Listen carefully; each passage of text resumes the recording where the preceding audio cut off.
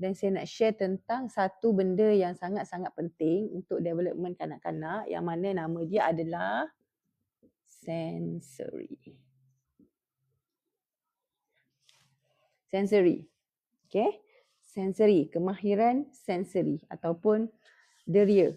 Okay, sensory ataupun deria. So, topik ni dia penting. Sebab apa penting? Sebab ini adalah kita panggil sebagai tapak perkembangan. So, sensory ni dia adalah tapak dalam membina perkembangan anak. Tapak. Okay, so macam tapak ni benda yang kita kata kalau tapak tak ada, kita tak boleh nak bina yang lain. Kan? Kalau tapak tak ada, tak boleh nak bina yang lain. So ni kita panggil sebagai macam tapak. Nak bina kemahiran ni, nak bina kemahiran apa-apa. Kemahiran bercakap, kemahiran menulis, kemahiran untuk fokus, kemahiran nak belajar, kemahiran nak mengingat, kemahiran nak faham, nak sebut. So dia adalah tapak. Okay, so sensory ni dia adalah tapak. So seperti yang dijanjikan, dijanjikan semalam punya sesi ada yang kata okey hari ni nak belajar pasal sensory. So kata okeylah bolehlah saya buat topik sensory tapi saya bawa sesimpel mungkin. Ya, sebab topik ni dia sebenarnya sangat dia agak bukanlah kompleks, dia a bit kompleks. Dia banyak tahu. Sensory ni dia topik dia sangat besar, sangat luas tapi saya akan bawa dalam version yang simple, version yang mungkin yang lebih mudah difahami. Ataupun version yang mungkin anda boleh faham dan apply nanti dekat rumah. Sebab especially kalau kita nak bantu anak-anak yang ada isu dekat bahagian contoh bahagian fokus, bahagian susah nak duduk diam, yang itu mencabar kan, bahagian susah yang nak bina faham. So kalau yang itu selalunya dia akan ada cabaran, dia akan mencabar. Dan benda tu sebenarnya melibatkan ni, tapak ni. Melibatkan tapak. Okay, dia melibatkan tapak yang tak kukuh. So kita nampak anak tu tak boleh nak duduk diam, susah nak fokus. Itu adalah selalunya punca utama dia disebabkan oleh development sensory yang tak cantik lagi, yang tak sepenuhnya, yang masih lagi macam tak kukuh. So hari ni saya akan share beberapa perkara lah. Maksudnya tentang sensory, of course yang pertama kita nak faham dulu. Sensory ni macam mana sensory tadi ni, dia dalam badan kita ni macam mana dia berlaku. Macam mana dia berfungsi. Apa kaitan dia dengan nak bercakap tadi ni, sensory ni tadi. Apa perkaitan di antara sensory tadi ni dengan anak kita nak boleh duduk fokus. Anak kita boleh belajar dengan baik. Apa perkaitan dia kan sensory. Kita tengok deria kita ni macam mata, hidung, mulut, mendengar, melihat. Kan kita nampak benda tu. Tapi dia ada lagi sensory-sensory yang selalunya jarang dicakapkan. Jarang. Saya rasa macam tak pernah aku belajar masa sekolah dulu kan. Rupa-rupanya ada 8. Mungkin sebenarnya kalau ikut ada kajian dibuat, dia kata sebenarnya bukan 8. 8 tu yang kita jumpa. Sebenarnya ada lagi sensory yang tak dijumpai. Yang tidak direkodkan. Sebenarnya lebih daripada 8. Macam tu. Tapi tak apalah, 8 ni pun dah cukup banyak dah saya rasa. Cukuplah kita faham dulu 8 dulu. Kan? Dia kata kita nak ajar dia duduk, kita nak ajar dia fokus mudah. So isu kalau sensory ni kan, isu pada sensory ni dia akan kacau dekat mana tahu? Dia akan kacau dekat sini. Dia akan ganggu pada apa? Nombor 1 dia akan ganggu fokus. Fokus ni boleh jadi sama ada anak tadi tu tak duduk diam. Kan susah nak duduk diam. Susah duduk diam, berjalan je merata-rata. Dia berjalan, dia bergerak. Kan kejap panjat sana, kejap turun sini. Dia tak boleh nak duduk diam. Okay? Tu isu ni, isu pada sensory. Ini dia punya ciri-ciri yang kita nampak dekat luar. Kita nampak di luar anak tu macam tu. Tapi yang kat dalam ni, yang kita nak kena rawat ni yang kat dalam tu sebenarnya. Okay, yang kat luar ni ciri-ciri simptom yang kita nampak hasil daripada proses dekat dalam yang tidak stabil, yang masih lagi ada masalah.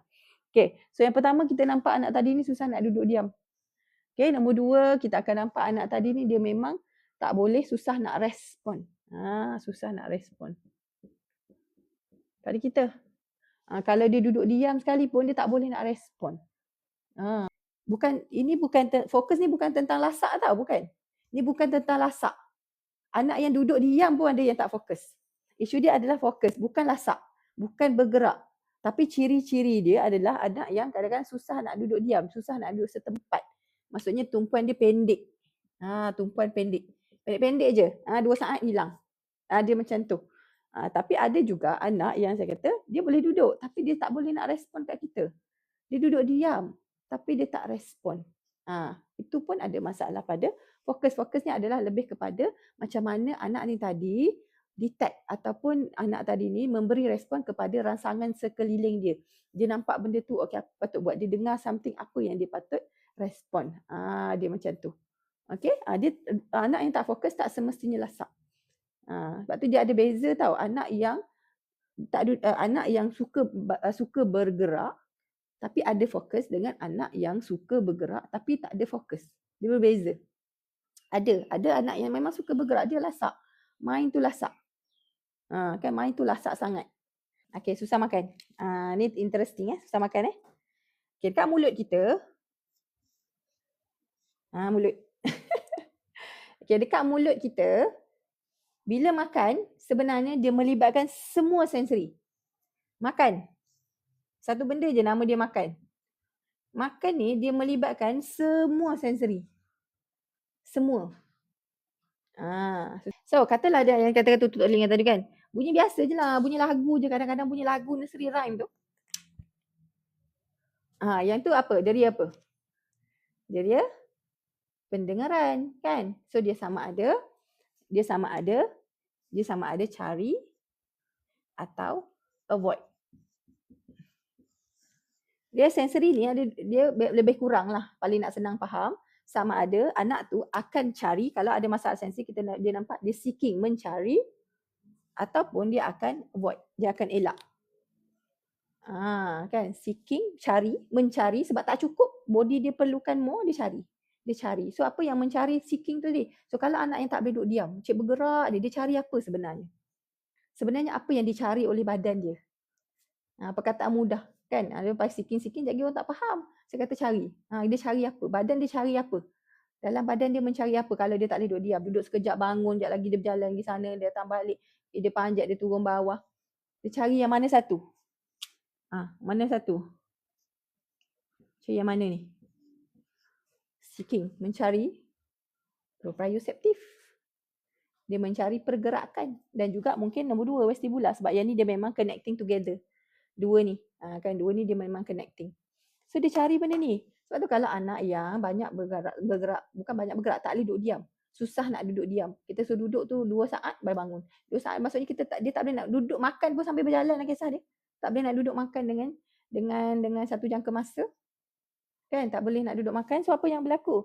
So latihan dia adalah kena banyak buat nombor 1, nombor 2 ni, nombor 3, tapak ni. Yang ini saya ajar nak bagi yang tadi apa nak buat tadi tu kena faham. Anak kita ni ciri dia macam mana, sensori yang mana sebenarnya dia ada masalah. Nak bagi nampak yang kat situ. Sebabnya dia ada setiap anak tu lain ciri-ciri dia. Sebab tu kata kalau ada tak anak yang tak boleh nak duduk diam? Sebenarnya dia cari ke dia elak? Dia cari. So bila dia cari, kita kena bagi. Kalau kita tak bagi, dia akan tetap cari. Sebab body dia perlu, bukan sengaja. Dia bukan sengaja berjalan, tak berhenti. Melompat, berpusing, tak berhenti, tidak. Tapi body dia cari. Body dia nak. Okay, so kita nampak tanda-tanda yang begitu. So isu dia yang pertama adalah isu pada fokus ni tadi. So kalau ada masalah pada sensori, dia akan kacau kat sini. Kacau kat sini, habis yang lain semua akan turut kacau, akan turut terganggu juga. Okay. Faham tak fokus tu sebenarnya? Tahu tak sebenarnya fokus tu apa? Fokus tu apa yang dinilai bila kita kata anak tu fokus? Apa dia? Sebab fokus ni dia melibatkan perkembangan kan. Dia bukan hanya sekadar anak tu boleh duduk diam, tengok lama TV lama 2 jam, tengok TV tak berkelip. Fokus anak saya fokus puan. Dia memang kalau dia main tu, sejam tu dia main Lego, sejam memang boleh main sejam seorang dia. Sebab saya pernah dapat ayat-ayat yang begitu. Saya kata ada ramai yang tak faham ni fokus tu apa. Fokus tu apa sebenarnya? Okay, fokus tu sebenarnya adalah lebih kepada anak tadi tu dia boleh respon pada banyak rangsangan dalam satu masa. Boleh detect dan respon. Okay, ada pula kecil kat atas ni. Detect dan respon pada lebih daripada satu rangsangan dalam satu masa. Contoh dia apa? Contoh dia macam ni. Okay, contoh dia saya tengah tulis. Saya tengah menulis, fokus saya kat sini. Okay, saya punya fokus kat sini satu fokus. Tiba-tibalah ada orang datang panggil saya, buka pintu panggil Puan, contoh macam tu. Okay, so saya boleh detect tak orang tu panggil? Deria saya seterusnya telinga tadi ni boleh detect tak orang tu panggil? Yang tu. So saya pun kalau saya boleh detect, saya macam ya, saya detect dan respon kepada rangsangan lain padahal saya tengah fokus kat sini. Satu, fokus. Dua, fokus. Dipanggil sebagai channel fokus. Lepas tu tiba-tiba ada pula ambulans lalu kat luar. Kuat ambulans tu kan. Saya daripada tengah bercakap dengan, mungkin ada orang datang jumpa saya tadi ni. Lepas tu ada ambulans, saya macam, benda tu. Oh, ambulans. Ambil orang kot. Okay, so saya dah pindahkan saya punya channel tadi, tumpuan tu kepada benda lain pula. Lepas tu dah habis yang itu, dia boleh pindahkan balik. Sembang lagi balik dengan tu, dah habis dah sembang dengan orang, okey saya patah balik ke sini. Nampak tak? Itu adalah macam mana sensori kita boleh detect dan juga respon kepada different thing dalam satu masa. So kalau anak kita nak tengok dia boleh, dia fokus. Maksudnya dia boleh bagi tumpuan, bukan fokus ni kan. Perkataan dia tumpuan, attention adalah dengan cara yang pertama kita tengok kalau dia buat sesuatu, dia tengah main, kita panggil, boleh tak dia respon? Macam tu.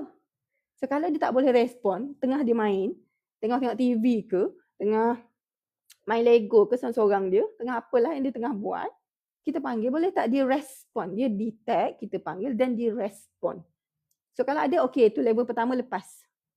Dia boleh respon. Ada dua channel attention. Kan lepas tu yang kedua adalah kita nak tengok, okey, boleh tak dia attend kita sampai habis tu? Dia attend kita cakap dengan dia sampai habis tu. Dia macam tu. Lepas tu pula dia dah, maksudnya attention tadi dah berpindah. Lepas dah habis dekat attention itu, boleh tak dia patah balik kepada apa yang dia tengah buat tadi? Itu adalah attention. Itulah dikatakan yang tadi fokus. Walaupun anak tu dia tak semestinya duduk diam. Anak yang bergerak ke, anak yang kadang memanjat-manjat, dia boleh buat benda tu. So kalau dia boleh buat benda dalam keadaan dia bergerak, berlari, memanjat pun, dia masih boleh respon. Kita panggil, adik main sini jap. Dia dengan berlari-lari main. Kita, adik, sini jap. Dia pun tengok kita pun detect, kita panggil. Oh, mak panggil. Dia boleh respon dan dia datang. Dia faham apa yang kita bagi arahan tu, dia datang kat kita. Kita tu anak adik ni bagi dekat ayah kejap. Kita bagi arahan, dia pun bagi kat ayah. Lepas habis bagi kat ayah tu, dia patah balik main yang dia main tadi. So kalau macam tu, maksudnya dia ada tumpuan walaupun dia bergerak. Sebab tu saya kata fokus tak semestinya anak tu kena duduk diam. So kalau kata dia tak boleh respon bila kita panggil, itu tanda-tanda masalah fokus. Tanda-tanda masalah attention. Faham tak? Fokus tu macam mana? Dia fokus bukan anak tu boleh duduk diam lama. Fokuslah tu. Tidak, kita tengok kepada respon. Dia bukan tengok dia duduk diam, bukan tengok dia bergerak, bukan. Tengok kepada respon. Tu faham tu? Yang mana? Bawah mana? Bawah mana tu? Ni, vestibular. Ni. Vestibular, proprioceptive, tactile. Tu. Okay, so dia ada satu lagi sensori yang internal punya, yang rasa nak membuang, rasa lapar. Itu bergaris. Garis. Ni. Tak stabil. Mana tu? Pahina. Bergaris mana? Okay. So bayangkan begitu. Yang Pak C. Oh ni penglihatan ni. Penglihatan. Penglihatan ni penglihatan, pendengaran. Boleh je, ni boleh bertukar-tukar je lah. Dia macam aksesori tambahan untuk boat tu lebih stabil. Cuma dia tak boleh berdiri sendiri kalau tak ada badan. Nak anda faham yang itu. Kalau badan ni tak ada, yang atas ni tak boleh berdiri sendiri. Dia ada tapi dia tidak boleh berfungsi dengan baik. Fungsi dia boleh tetapi dia tak connecting dekat dalam. So maksudnya dia boleh nampak tapi dia tak faham apa yang dia nampak. Dia boleh dengar tapi dia tak boleh faham apa yang dia dengar. Sebab tu kita nampak anak ni tadi walaupun dia pergi cek pendengaran okey, cek mata semua okey, tapi nampak kenapa kita cakap dengan dia, dia macam tak respon, macam tak dengar je kita cakap dengan dia. Tu maksud dia. Organ okey tetapi proses kat dalam tak boleh nak proses dengan baik. So ada pula kita ajar dia, okey adalah faham sikit-sikit tapi macam slow sangat faham tu. Lambat nak dapat. Mata tu kadang-kadang ada kat kita, kadang-kadang ke tempat lain, dia tak boleh nak really bagi tumpuan. Kalau boat ataupun shape ni tadi tidak dibina dengan stabil. Sebab tu daripada kecil sebenarnya nak bina yang ni dulu. Tapi sekarang kalau anak tu dah besar, kan kita dah tahu dah yang ni dia dapat banyak, sekarang boat dia tak stabil, anak tadi susah nak fokus, tak boleh duduk diam, ada masalah geli sana, geli sini, takut benda itu, takut benda ini, tak boleh nak tolerate dengan benda yang lembik, nak makan susah. Itulah ciri-ciri dia kalau sistem ni tidak stabil. Geli dengan makanan itu, makanan lembik, tak boleh nak gigit, tak boleh nak kunyah. Menggigit, mengunyah sensori ni tau, proprioceptif ni. Menggigit, mengunyah, dia bukan dekat mulut tau. Dia bukan sensori rasa di mulut. Dia dah sensori ni, yang tapak ni. Menggigit, mengunyah untuk makan. Dia yang tapak ni. Dia bukan yang rasa lidah tu. Bukan. Rasa kat lidah tu lain sensori dia. Rasa. Tapi kalau dekat gigit, kunyah, ni sendi dan otot ni rahang. Pergerakan ni. Rahang dan juga otot mulut. Dia masuk dekat bawah ni, tapak. Dia macam tu. Cakap tu kurang. Okay? So itu cerita pasal sensori nak belajar sangat kan. Dan saya ajar kompleks sikit lah. Tapi anda takkan dengar benda ni daripada orang lain. Mungkin susah lah. Mungkin ada lah yang explain better daripada saya. Ada ramai je orang lagi pandai daripada saya. Ramai, sangat ramai. Saya tak pandai sangat. Tapi saya explain je lah sejauh mana yang saya boleh explain. Okay?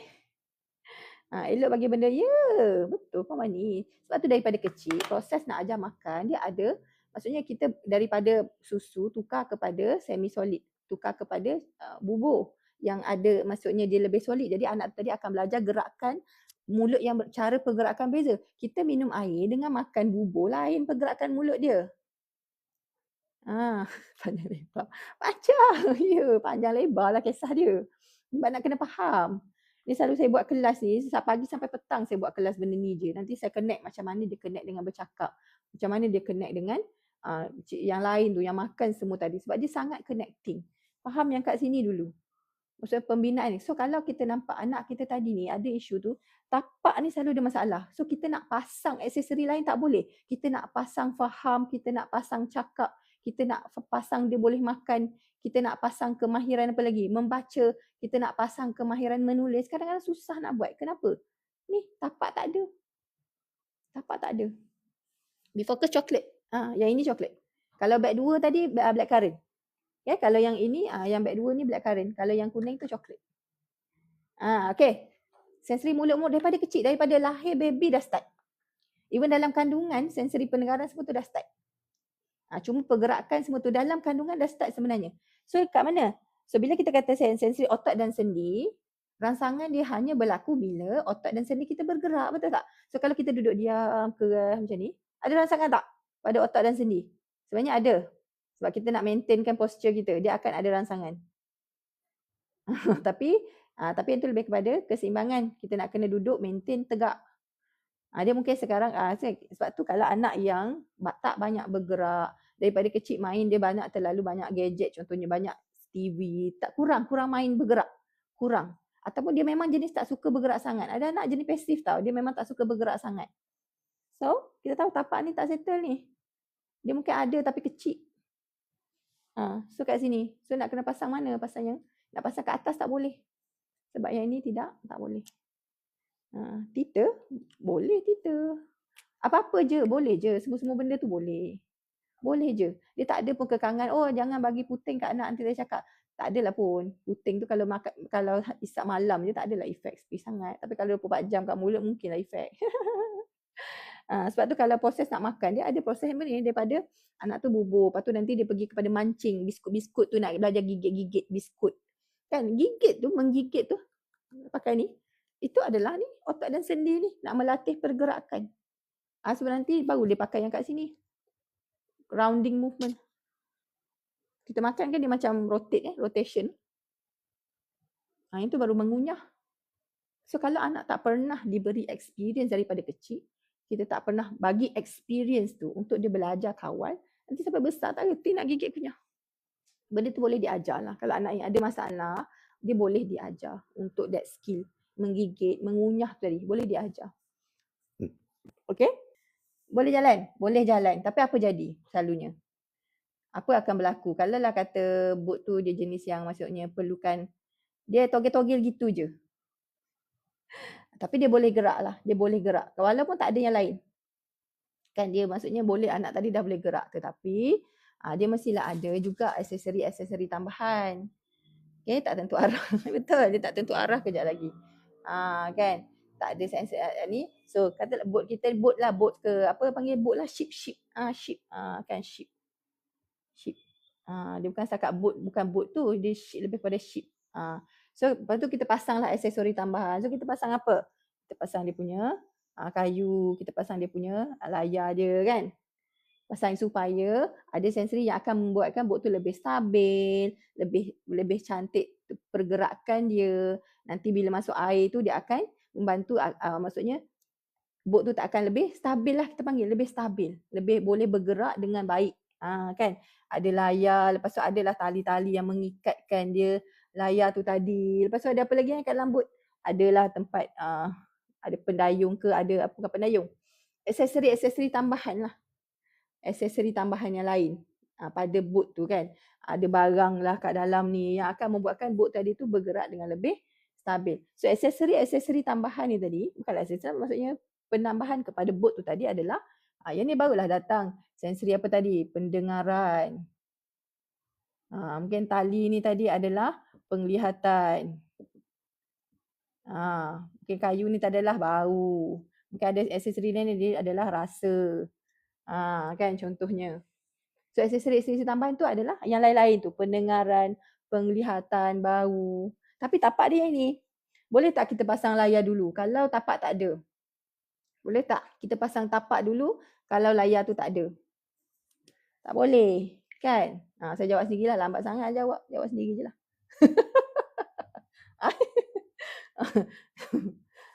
Jawab lambat, saya jawab sendiri. Ya, gayat. Betul. Tengok gayat tak manalah. Komen lambat naik. Kan? Salah internet. Okay. Kan salah yang komen, salah internet. Okay. So ini adalah analogi macam mana sensori kita berfungsi dalam badan. So ni tapak yang kita kena develop. Aksesori lain ni tadi akan boleh bekerja bila ada tapak. Faham tak? Kan? Aksesori lain boleh. 7 boleh bagi ni 2 biji. Boleh. Tu 6, 7, 2 biji. Okay, boleh. Okay. So kalau kata tapak ada, baru yang aksesori lain ni boleh. Sebab tu bila kita, maksudnya macam ni anda tengok sekarang ni kalau anak tu lahir-lahir, okay, anak tu lahir and then dia bila lahir tu macam sekarang kebanyakan lah, bukan yang kat sini pandai-pandai kan sebab biasa masuk dan belajar pandai-pandai, tapi kebanyakan kalau kita tengok di luar sana, yang mana dia ajar dulu anak tu daripada kecil tu, yang mana rangsangan yang kita bagi lebih banyak masa dia kecil, masa umur dia mungkin 6 bulan ke atas dah boleh start pegang benda.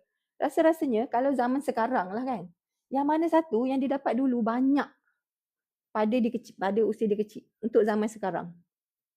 Rasa-rasanya yang mana? Penglihatan. Betul tak? Ni ramai setuju dengan saya ni. Kan? Tengok visual. Penglihatan. Kita tengok TV, tengok video. Pendengaran dengar lah, betul? Dia dengar bunyi-bunyi yang dengar. Bunyi-bunyi pun banyaknya bunyi-bunyi TV, bunyi-bunyi itu. Kan? Kita tak dengar sangat bunyi-bunyi kereta, bunyi keliling lah. So bila kita bagi yang ini dulu tanpa bawah ni ada, akan berfungsi tak benda tu? Dia boleh dengar, dia boleh sebab organ dia okey, organ tak ada masalah. Dia bukan tentang organ. Dia adalah adakah dia boleh stabil. Boat anak ni dalam badan, bayangkan dalam badan anak ni dia macam sebuah boat. Dalam badan, dia kat dalam macam sebuah boat yang sedang bergerak di satu lautan. Kan dia macam tu. Satu boat, satu ship, satu kapal yang sedang nak bergerak di sebuah lautan. Dia macam tu. Tapi sekarang ni kisah dia, layar dia besar, lebih besar berbanding badan. Sebab ni develop banyak. So dia besar. Kayu tu besar. Badan kecil. Badan boat kecil. Sebab rangsangan tak banyak, jadi kecil lah. Tak banyak So maksudnya layar besar, badan boat kecil, apa jadi? Tombang. Balik lah. Itu yang kita nampak anak tu huru-hara. Susah nak fokus, tak boleh duduk diam, dia tak boleh nak respon dengan baik. Tu setiap orang kan berbeza lah. Ada anak yang mungkin dia dapat benda ni mungkin berapa persen. Ada tak sama untuk semua orang. Sebab tu ada anak tahap keterukan dia fokus tadi berbeza-beza. Ada anak memang tak fokus langsung. Panggil semua tak respon. Ada anak boleh respon tapi sikit-sikit tak so konsisten. Dia macam tu. Apa lagi? So kita ada yang pertama sensori tadi kan. Okey, saya nak bagi anda faham tentang macam mana sensori kita ni bekerja. Macam mana dia berintegrasi kat dalam badan kita. Okey? Saya tulis kat sini lah. 2 sampai 4, 1 biji. 5 sampai 6, 1 biji. 2 biji. Kan? 5, 6 ataupun 7 boleh lah. 2 biji. Ni untuk be focus Tulis jawapan kat situ. Okay. Alright.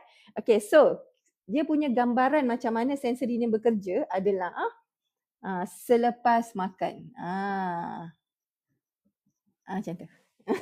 Okay. Pagi atau petang, malam tak kisah. Tapi selepas makan lah. Okay, dia macam ni. Kita analogikan macam sebuah boat. Boat ke sampan ke. Sampan ada lagi ke zaman sekarang macam tak ada kan. Boat lah. Senang sikit kan. Macam boat. Macam boat. Okay, boat kalau kata orang nak bina boat lah. Siapa yang mungkin pernah tengok kan orang buat boat. Dia buat apa dulu? Okay.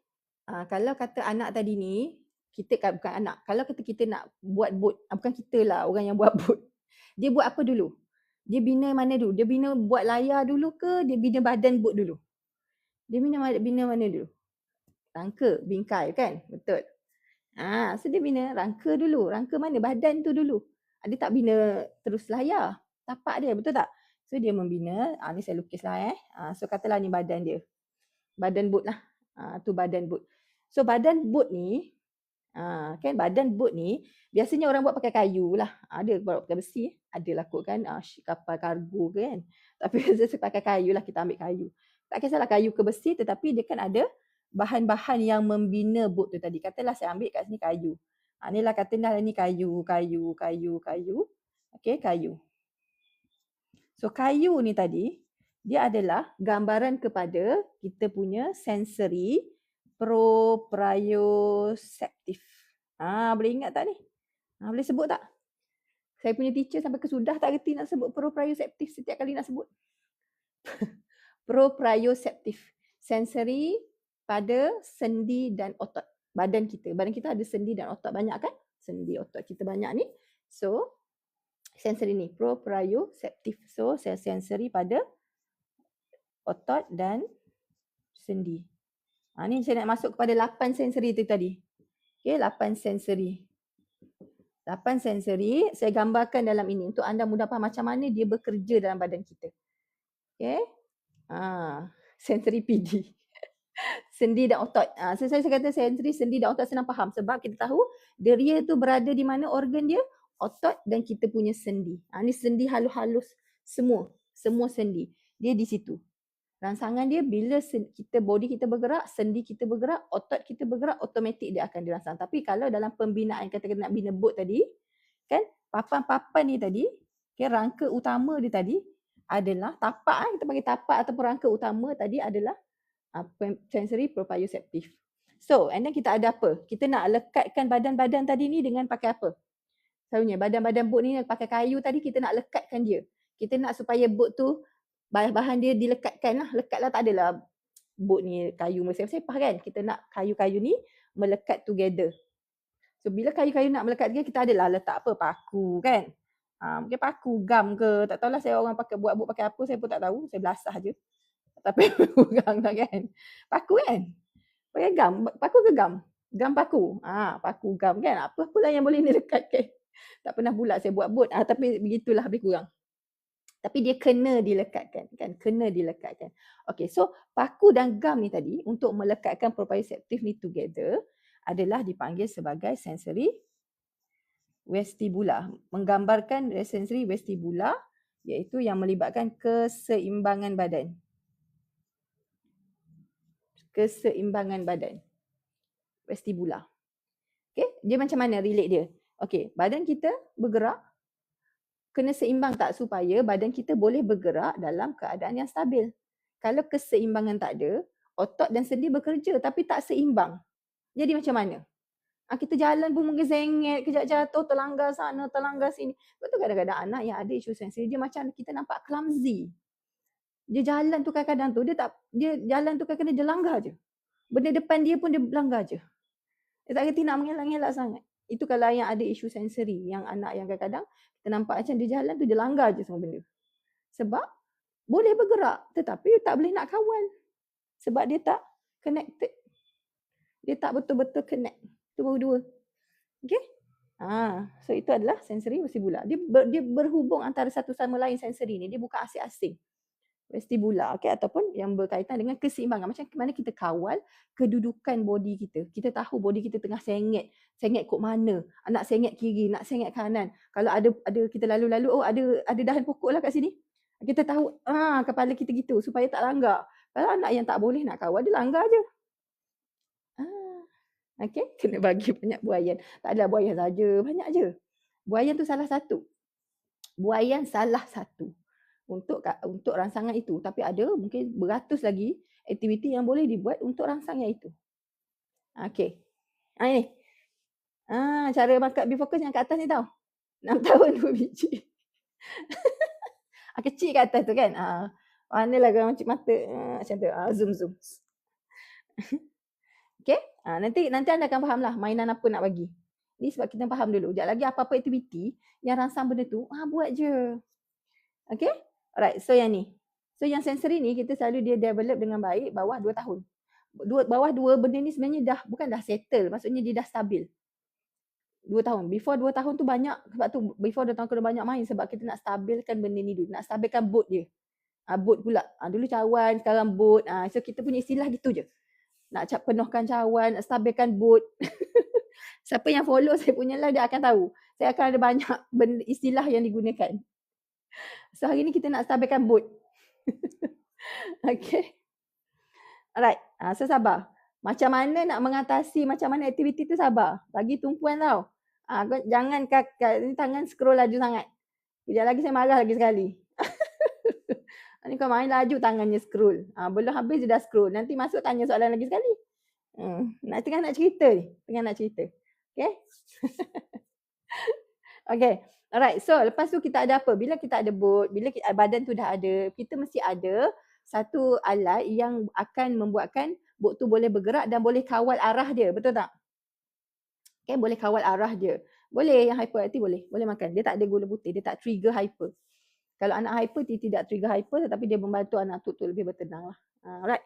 Okay, so kena ada apa? Saya tak tahu nama dia apa. Tetapi dia macam something sama ada kita pasang apa? Macam, propeller ke apa yang boleh diubah haluan dia tadi, kiri kanan. Dia boleh gerak dan boleh ubah haluan tu. Kiri kanan semua benda tu. Tak tahu lah nama dia apa. Tapi boat akan ada benda tu. Engine kan? Engine boat yang kita boleh gerak dan juga kita boleh kontrol kiri kanan tu tadi.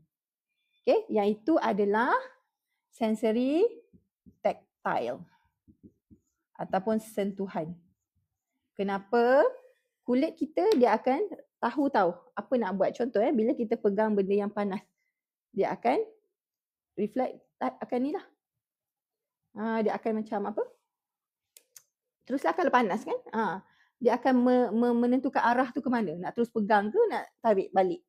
Dia akan menentukan pergerakan kita. Kita nak bergerak ke mana. Kan? Kita nak sentuh macam mana.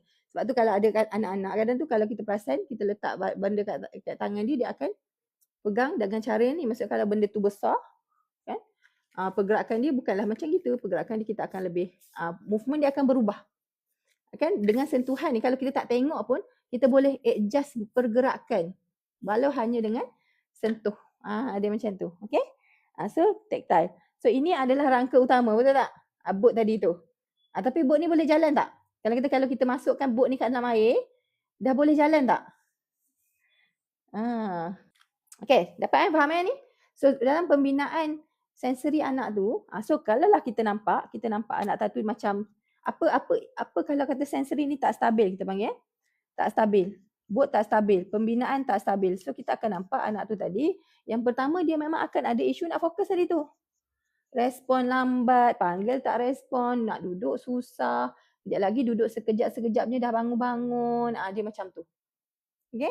Dia membuatkan ni, kita panggil macam boat ship dekat dalam badan anak ni tak stabil lah. Dia macam tak stabil. Mungkin tombang terbalik. Sekejap lagi nak membina seterusnya tu. Sebab tu bila tak bina yang kat bawah ni dengan baik, tak cukup. Maksudnya tak cukup besar yang ini. Tak stabil. Lepas tu yang atas ni semua ni tak akan jadi berfungsi. Sebab tu kadang anak tu boleh dengar tak? Dia dengar tapi dia tak boleh faham apa yang dia dengar. Tak berfungsi. Dia boleh nampak tak? Dia boleh nampak. Mata dia okey je, tak ada masalah. Tapi dia tak boleh nak faham apa yang dia nampak. Dia tak boleh nak connect. Okay? So makan ni dia melibatkan semua. So kita tengok, adakah anak tu tadi, adakah dia tadi tak makan because of texture? Texture makanan. Makanan lembik tak makan. Keras makan pula. Rangut-rangut makan. Lembik tak makan. Tak nak. Yang lembik-lembik tak nak. Kan? Tapi yang keras rangut-rangut, kruk-krak, okey. Kan? Yang tu sensori apa? Dalam mulut. Dalam mulut kita ada kulit. Kulit, kan? Kulit, ada otot, ada sendi. So dia boleh jadi sama ada yang pertama dia mungkin lebih kepada sentuhan. Sentuhan kulit dalam mulut. Sentuh dia rasa macam melekit-lekit lah benda tu. Macam tangan kita rasa melekit-lekit. Kan tangan tadi pegang rasa melekit, sama dalam mulut boleh rasa sebab dia ada kulit. Kita masuk kepada, so macam sekarang ni kita dah tahu dah macam mana benda ni connecting. So kalau tapak tak stabil, 3 sensori awal tak stabil, dia akan membuatkan anak tu dengar, lihat semua dia tidak jadi bermakna. Dia tak boleh nak digest, dia tak jadi, anak tu boleh faham apa yang dia dengar, apa yang dia tak boleh connecting. Yang itulah kita panggil sebagai sensory processing disorder. Yang mana anak ni tadi ada kecelaruan pada memproses maklumat ni, dia tak bersambung. Kan? Satu lagi dalam interoceptif. Interoceptif ni dia adalah sensory intero. Di dalam badan kita yang kita rasa lapar, kita rasa nak membuang, yang kat dalam. Macam tu. Tak nak kasar tapi nak yang lembut. Kenapa? Adakah dia tak pandai kunyah? 9 bulan. 9 bulan dia dalam proses belajar makan lagi. 9 bulan dia proses belajar makan lagi. Dia tak boleh lagi makan solid food yang betul-betul solid. Yang menggigit keras tu kadang-kadang dia tak boleh lagi. Kan? Rasa sedap atau tak sedap. Itu dekat lidah. Kan? Cuma dekat dia kita ada kulit. So kalau anak yang memilih makan, kena tengok dia pilih tu rasa ke? Dia pilih rasa ke? Dia pilih bau ke? Dia pilih sentuhan ke? Sentuhan tu tekstur makanan. Ada yang lembut, ada yang lembik, ada yang keras, ada yang melekat-lekat, ada biskut yang tak melekat dalam mulut, ada kalau kita makan sesuatu benda tu dia memang berkumpul dan melekat-lekat kat dalam mulut kita. Setiap biskut tu pun lain. Ada biskut yang dia hancur, lepas tu dia kasar dalam mulut, walaupun dia hancur dia masih lagi kasar. Ada biskut yang hancur dan dia melekat dalam mulut, berbeza rasa kat dalam mulut untuk sensori. Macam kita sebab kita dah melantak dah semua benda tu, kita tak perasan. Kalau dah melantak semua tak perasan. Tapi untuk anak yang baru start nak belajar tu, itu dia perasan benda tu. Okay. Right. So sebab tu kita tahu yang mana dulu. So kalau geli-geli itu, geli ini, something yang melibatkan sentuhan. Buatlah aktiviti yang melibatkan banyak messy play tu tadi, tactile. Ni sentuhan ni yang melibatkan kulit. Tactile. Makan tak kunyah. Terus telan kan. Tengok reti gigit tak Puan Syifa? Kena tengok anak reti gigit tak? Untuk budak autism boleh. Boleh sangat. Boleh sangat. Kalau untuk anak autism tu boleh sangat. Okay. So kita nak pergi kepada apa nak buat. Ready ke ni? Dah ready? Okay.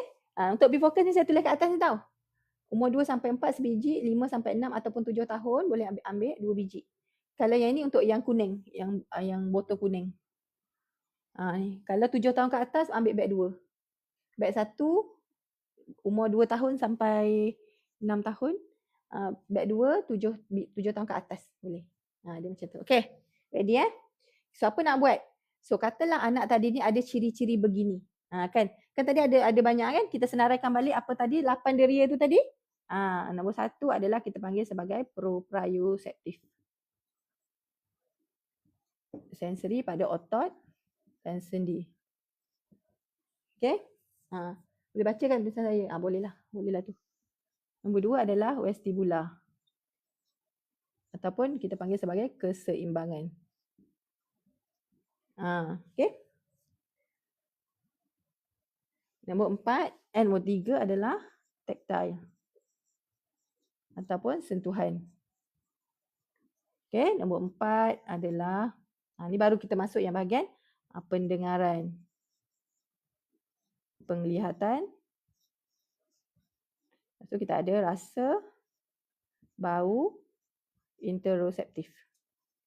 Ni mungkin yang baru masuk tadi, kita nak cerita tentang yang ini. So setiap satu ini ada ciri-ciri dia kalau setiap sensori ni ada masalah. Contoh saya bagi tadi ada orang tanya, ada soalan saya perasan. Okay, kalau tak, ada tak macam tadi anak tu kata kalau dia dengar bunyi apa dia tutup telinga. Kadang bunyi tu tak kuat pun. Bunyi macam biasa-biasa je. Kalau bunyi yang kuat guruh ke apa tu tak apa, itu normal respon. Okay, kalau kata ada bunyi guruh, gedegung-gedegang, kita macam tu biasa sebab dia kuat. Okay. Dapat. Okay, so apa lagi isu yang ada? Apa lagi? Geli. Geli dengan benda-benda lembik. Geli dengan pasir. Ada tak? Nak main tanah pun geli. Nak main slime lembik-lembik memang jangan harap. Thank you Puan Wani. Susah makan. Saya memang recommend kalau autism, ADHD, dia ada 4 lah. Ada 4 benda yang kalau anak anda ada yang ini boleh ambil. Sesuai ambil. Yang lain-lain tu nak ambil untuk saya saja boleh je. Tetapi 4 ni efek dia, yang efek dia quite, kita kata consistent. Efek consistent, positif feedback. Secara konsisten ada 4. Yang pertama susah tidur, anak yang susah nak tidur. Nombor 2 adalah anak yang susah nak fokus. Tak kisah anak tu autism ke bukan autism ke anything. Kan? So tapi ada ciri-ciri ni. Nombor 3, anak yang apa tu? Kurang vocab, banyak bahasa alien, perkataan dia sikit, tak boleh nak buat ayat. Nampak kurang, vocab tu kurang, perkataan dia ada tu sikit.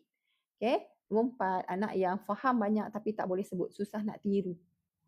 Dia faham tapi dia faham. Kalau yang tak faham, tak ada tumpuan, yang tu mungkin bukan isu tiru, tu isu fokus. Tapi anak ni dia faham, fokus baik, boleh main tapi dia tak erti tiru. Kita punya sebutan, dia tak ada keluar perkataan, tak ada sebut. Yang tu. So 4 benda ni. 4 ciri-ciri ni setakat ni alhamdulillah kita nampak banyak positif feedback dekat 4 ni yang ambil B-Focus. Okay, so apa nak buat? Aktiviti. So kita pergi kepada aktiviti. So yang pertama, bila kita kata anak tadi ni, okay lah kita kata dia seeking, dia mencari pergerakan. Anak yang tu tak boleh duduk diam, okay, maksudnya susah duduk diam. Susah duduk diam. Tak boleh nak duduk diam sangat. Bergerak je kerja dia. So kita nampak apa? Dia mencari pergerakan. So kalau berkaitan dengan pergerakan, dia sensory proprioceptif kan. Alah panjang lah. Prop je lah. Sendi dan otot. So apa aktiviti yang kita boleh buat untuk rangsang sendi dan otot?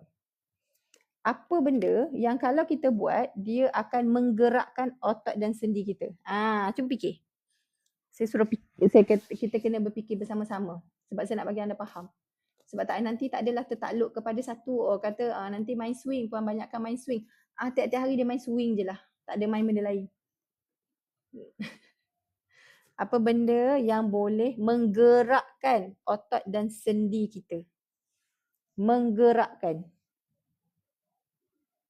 Melompat, berlari, betul. Merangkak, bergayut, betul. Berlari. Boleh trampolin, boleh. Melompatlah trampolin tu. Main basikal boleh. Kan, merangkak. Asalkan bergerak je lah kisah dia. Kita gerak pun, menyorok, main tenteng, panjat kerusi, panjat grill. Kan, tapi dia kena kawal lah. Dia bukan memanjat tersuka hati, tetapi kita nak ajar dia kawal. Dia ada 2 kat sini. Satu bergerak, satu lagi kawal. Bergerak dan dikawal. Main bola, animal walk, main lompat-lompat, berpusing-pusing, berlari-lari, menari-nari. Kan? Anything yang bergerak sebenarnya dia automatik rangsang proprioceptif. Cumanya anda nak kena tambah satu benda je kat sini. Satu benda yang ini penting. Kadang-kadang kita rasa okey kita kena bagi aktiviti fizikal. So kita allow je anak tu untuk melompat. Kita allow, pergilah lompat. Pergilah lari. Pergilah panjat. Kita let go macam tu. Kan kita let go. Tapi bila kita let go, anak yang sedang mencari, dia akan cari. Dia akan seeking, dia akan pergi dan buat benda tu. Tetapi isu dia adalah, nombor 2 adalah dia tak boleh kawal. Otak dia hanya buat benda tu because of otak dia suruh. Pergi gerak, dia pun gerak panjat tapi dia tidak mengawal. So bila dia tak kawal, sebenarnya otak dia tak kerja. Otak dia tak perasan yang dia tengah buat benda tu. Otak dia tak perasan body dia tengah buat apa. Sebab tidak dikawal. Jadi yang ini yang kita kena bantu. Kalau anak yang jenis suka bergerak, bagi dia bergerak. It's okay untuk bagi dia bergerak. Tetapi kita ajar, kita bantu dia kat mana? Kawalan. Macam mana nak ajar kawalan? Dia macam ni. Yang ini kena dengar betul-betul Ini kena dengar betul-betul. Ini kritikal ni. Sebab saya tak nak anda faham tentang, okay kalau anak tu main swing, kita bagi je lah dia main swing. Duduk kat situ, kau mainlah seorang-seorang. Dia macam tu. Okay. So, kalau dia suka berlari, pergilah lari. Dia pun berlari lah. Tak tentu hala. Tetap tak tentu hala. Dah memang dia sebelum ni pun dia memang berlari. Disuruh berlari, benda tu tak susah untuk dia. Tapi part susah kat mana? Part kawal. Contohlah saya ambil satu, lompat. Okay, anak yang suka lompat. Kita berkatalah kita kat rumah kita ada trampolin. Kalau tak ada trampolin pun ada katil. Kalau tak ada katil pun ada sofa. Kalau tak ada lantai. Beli 2 botol lagi mahal dari beli asyik 1 botol. Beli 2 botol lagi. Ya ke? Kena tengok. Kena pandai-pandai tengok. Saya kadang-kadang saya tak akan tengok tau. Saya akan ambil. Saya tengok okey mana satu harga. Kadang-kadang beli asing lebih murah daripada beli combo. Sebab yang tu kadang-kadang TikTok dia tengok. TikTok ni dia suka hati dia je dia nak bagi voucher yang mana. Boleh trampolin tak ada masalah. Hari tu ada satu post saya nampak. Bukan satu post, ada orang komen dekat posting saya rasa. Dia kata trampolin ni bukan dah di-ban ke daripada overseas semua dah ban. Sebab dia boleh membuatkan anak tu patah tulang belakang. Tak tahulah, saya kata saya dah 10 tahun dah pakai trampolin, tak ada pula patah. Tapi benda tu kan boleh, dia macam melompat je trampolin tu lompat. Kalau kita lompat atas katil, ada tak risiko nak patah tulang? Ada. Lompat kat lantai, ada tak risiko nak patah tulang anak tu? Ada. Kalau lompat dekat sofa, ada tak risiko nak patah tulang? Ada. Semua ada risiko. Trampolin pun ada risiko. Tapi kena kawal lah. Kita kena tengok lah benda tu dengan cara yang betul. Risiko tu akan ada. Tak adalah kita nak ban benda tu sebab ada risiko. Lompat kat mana-mana pun ada risiko. Kan? Boleh. Trampolin tu dia hanyalah untuk melompat. Tapi cuma dia senang kalau anak yang tak reti lompat, dia ada that enjut tu. Sebab bila kita nak melompat, kita kena bend lutut dan ada enjutan naik. Nak bagi rasa dekat sendi lutut tu. Sebab tu kadang anak tak reti lompat, kita ajar dia lompat dengan bendkan kaki dia, jump and letak bila jatuh balik ke bawah tu, kena bend balik. Sebab kita nak bagi sensory pada lutut, otot lutut dan sendi di lutut tu rasa benda tu jadi macam mana. Itu sendi. So, katalah anak tu memang suka lompat. Dia memang kerja dia melompat hari-hari. Dia suka lompat. So kalau kita kata kita nak bagi dia sensory input, pergilah lompat. Kita bagi dia. Tak kisahlah dia lompat kat sofa, kat katil, ikutlah mana tempat boleh lompat. Dia pun lompat. Ni saya nak ajar pasal kawalan tau. Saya bagi contoh. Nanti anda kena tengok apa lagi yang lain yang boleh dikawal. So sekarang kita nak kawal melompat ni. Macam mana kita nak bagi anak tu sedar yang dia melompat tu, body dia boleh kawal lompatan dia. Macam mana kita nak ajar? Kita nak supaya anak tadi bukan hanya sekadar lompat tetapi dia kawal lompatan. Kawal lompatan. Berata-rata dah aku tulis. Ni penting ni. Ini kalau anda boleh buat kat rumah memang hebat. Yang ini saya nak ajar teacher saya faham pun saya jenuh nak mengajar. Ni saya ajar level-level lain macam. Okay? Ilmu level-level lain macam. Yeah. So, macam mana kita nak ajar dia kawal lompatan? Kita boleh letak tanda. Contohlah anak ni suka melompat. Okey, sekarang kita nak cuma sebab dia akan membuatkan kita terpaksa bekerja lebih lah, itu je. Kat rumah kan mungkin kalau kita biar anak kita lompat tentu hala, dia akan lompat je lah tak tentu hala. Tapi kalau kita nak suruh dia kawal tu tadi, kan, dia kena letak macam ni. Contoh saya kata kita letak, katalah kat rumah tu tadi ada mat ke, ada gelung ke, tak kisahlah ada hula hoop, apa-apa yang anda boleh ada. Paling-paling sikit, paling-paling senang kira. Kira lompat 10 kali stop. Kawal tak? Kena kawal tak badan kita kalau kita nak stop tiba-tiba? Ada tak kawalan berlaku pada lompatan tadi? Kalau kita kata okey kita lompat 10 kali, 10 times. Okay, 1, 2, 3, 4, 5, 6, 7, 8, 9, 10, stop. Ada kawalan berlaku tak di situ? Ada. Yang itu yang anak yang tadi yang tak boleh duduk diam ke, yang susah nak fokus, yang hyper ni tadi, diperlukan bukan hanya kita suruh dia gerak tetapi juga ada kawalan. Kita kena kawal. Kena bantu dia belajar kawal. Tu perkataan dia. Kita kena tahu. Sebab kalau kita biar, dia tak masih lagi tidak terkawal. Sebab tu kan, walaupun anak tu contoh dia hyper, kat rumah ni selalu dah kita main, selalu dah puan bawa pergi taman, semua dah buat dah. Tapi dia hyper juga. Sebab apa? Isu dia bukan anak tu tak boleh gerak. Isu dia tak boleh kawal. Kalau berlari, okay, macam mana kita nak jadikan anak tu dia berlari dengan kawalan? Macam mana kita nak anak tu dia berlari tu tadi ada kawalan? Ada benda lah, contoh. Okay, kita boleh create lah, bukan sepanjang masa tau. Kalau ada masa dekat rumah, cuba create benda ni. Just kena set up sikit. Contoh, kita kata okay sekarang ni dia suka berlari kan. Okay, apa kata kita lari, kumpul mainan dan kita nak simpan dalam bekas. Contoh. So kita letaklah satu bekas kat sana, nak simpan. Okay, mainan tu rata-rata. Okay, jom cepat, jom kita cepat adik, cepat lari tu, ambil kereta. Lari ambil kereta. Okay, sekarang kita lari masuk dalam bekas. Akan dia kawal bila nak berhenti. Dia kawal ni adalah dia tahu bila dia patut stop. Bila dia patut jalan. Bila dia patut gerak. Bila dia patut laju. Bila dia patut perlahan. Kita tahu bila tu. Tapi anak dia kalau yang jenis macam suka bergerak berlari, kalau kita tak kawal, dia suka hati dia tak kawal pun. Tidak terkawal. Jadi bila kita ajar kawalan, anak tu akan lebih alert tentang body dia tengah buat apa. Sebab dia kena kawal. Okay, stop. Sebab tu kena ada stop. Kena ada point dekat mana dia kena pergi. Kena ada point kat mana dia kena ada penanda. Structured, yes. It's a structured. Kalau main tenting kan, main tenting jengkit tu, kan?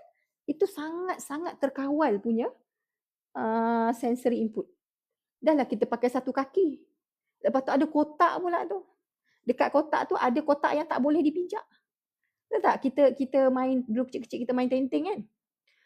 Tenting tu dia sebenarnya kalau dia tengok balik, dia adalah permainan yang sangat-sangat structured, sangat-sangat kawalan, sangat-sangat bagi input pada sensory, vestibular yang memang semua ada kat situ. Kita kena kawal, kita body balance sebab sebelah kaki. Lepas tu lompat. Ada kotak tak boleh terkeluar, tak boleh pijak line. Kalau pijak line kalah, betul tak? Main tenting dulu kecil-kecil kan? Biasa tak main tenting, korang ni. Patutlah punya dulu mainan. Ya, galah panjang, lompat getah, it's all about control. It's all about control. Kalau perasan, anak sekarang ada tak mainan yang macam tu? Main ada main. Main tenting, erti tak main tenting? Kotlah kita tahun yang berbeza. Tahunnya takut tahun lahir yang berbeza. Saya tahun aggregate, korang kan ingat? Korang tahu apa? Saya tahun aggregate tau, SPM. Orang last aggregate Ya. Sekarang dia jarang kan kita tengok budak main tenting. Ada. Kebanyakan sebab tu dia tak terkawal. Dia tidak belajar kontrol. Sebab tu kawalan semua tu memang sepatutnya dapat masa main. Kita tak perasan kita belajar benda tu. Tapi because of kita banyak main, automatik kita dapat. Kita tak perasan. Sekarang macam mana ada? Anak saya pun tak reti main tenting saya rasa. Ajak dia main tenting lah tadi. Tiba-tiba kan. Baling selipar. Fokus. Betul tak? Fokus tu target. Itu kawalan. Ni kawalan tangan ni, movement. Ni kawalan ni, proprioceptive ni kawalan ni. Okay, jauh ke dekat kan kita boleh gerak, jauh ke dekat. Betul tak? Macam tu. Tak kena adjust lagi. Oh, adjust. Okay, tadi baling macam laju squat sangat. Kita adjust slow sikit. Sebab tadi kat baling ni, itu kawalan pada muscle otot. Kawalan. It's all about control. So sebab tu bila zaman dulu bukan tak ada anak hyper, confirm ada. Bukan tak ada anak autism, confirm ada. Memang ada. Daripada zaman dulu ada hyper, daripada zaman dulu ada autism, daripada zaman dulu ada isu-isu fokus ada. Tetapi benda tu tidak jadi dominan dan kita tak nampak banyak. Kenapa? Sebab daripada kecil benda tu input tu diberi rangsangan tu sehingga anak tu boleh bertenang. Jadi kita tak nampak dia terlalu banyak agresif sangat. Tapi ada tak yang isu ciri-ciri hyper, ciri ADHD, ada tak ciri tu? Ada. Ciri tu ada tetapi body dia boleh bertenang. Kenapa? All that control input dia dapat masa main. So untuk anak-anak sekarang main tutup botol batu seremban sangat kontrol. Batu seremban tu. Fokus tu masa buat main batu seremban tu banyak mana rasanya. Fokus yang kita betul-betul put. Bukan hanya ni eye hand coordination. Kan tangan tu nak sambut, nak gitu, kawal, kontrol. Kawalan sangat banyak. Tapi untuk anak sekarang, kurang bergerak tu ada tapi kurang kawalan kalau perasan. Kalau dia nak lompat main trampolin, ikut dia lah nak lompat berapa kali, ratus kali. Tak ada kawalan. Kan? Kalau nak main gelongso semua tu, gelongso lah 100 kali gelongso pun ada. Tapi dia tak ada kawalan sangat. Dia tak ada really controlling. Permainan dulu-dulu banyak kawalan tu. So, sebenarnya kita kena, kalau contoh kalau macam terapi kan, macam saya run pusat terapi. So, memang terapi-terapi kita yang untuk yang fizikal tu memang dimasukkan kawalan tu. Dia bukan hanya suruh dia lompat tetapi kita kawal. Nak lompat berapa jauh kita letak tanda. Okay, lompat sini, pergi sini. Ataupun macam tenteng semua tu, cuma dia tak reti sebelah kaki, lompatlah dua kaki. Tapi dia ada tanda. Lompat sana stop, lompat sini stop. So dia belajar macam otak dia alert. Okay, stop, kawal. Okay, jam pula. So otak tu tahu bila nak gerak, bila nak berhenti. Dia boleh bagi instruction tu. So bila start boleh kawal, nanti kita akan nampak anak ni tadi. Okay, dia tahu, okay time ni kena duduk, dia kawal. Okay, time ni boleh bangun, dia kawal. Dia kawal. So bukan kita seronok sangat duduk dalam kelas, tidak. Tetapi kita boleh kawal. Contoh kita duduk dalam kelas belajar. Adakah kita memang gembira sangat duduk dalam kelas tu sampai tak nak bangun? Padahal kita kadang-kadang kita dah lengah-lengah dah pinggang pergi kelas belajar. Tetapi kenapa kita masih stay? Sebab kita boleh kawal. Otak kita ready untuk mengawal. Tapi kita macam dah gerak sana sikit. Tapi kita kawal. Tapi anak yang tak ada kawalan, dia bangun, dia hilang.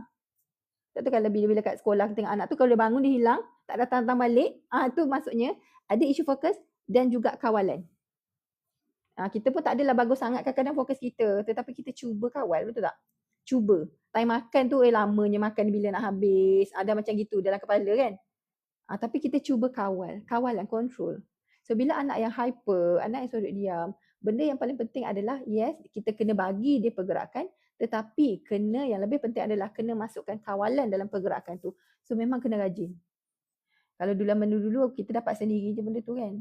Sebab kita banyak senang kat rumah, laman depan rumah tu je, keluar-keluar main terus. Anak sekarang dia tak boleh, macam tak ada benda tu, dia tak ada akses yang sama macam kita dulu. So tak nak kita terpaksa sediakan. Sebab tu macam ada pusat terapi, ada pusat ni, ajar balik main. Ajar balik nak kawal, ajar balik main tenteng, ajar balik lompat. Padahal dulu kita dapat je benda tu. Cuma sekarang anak-anak sekarang kita terpaksa ajar balik. Itu je konsep dia. Kena bagi balik.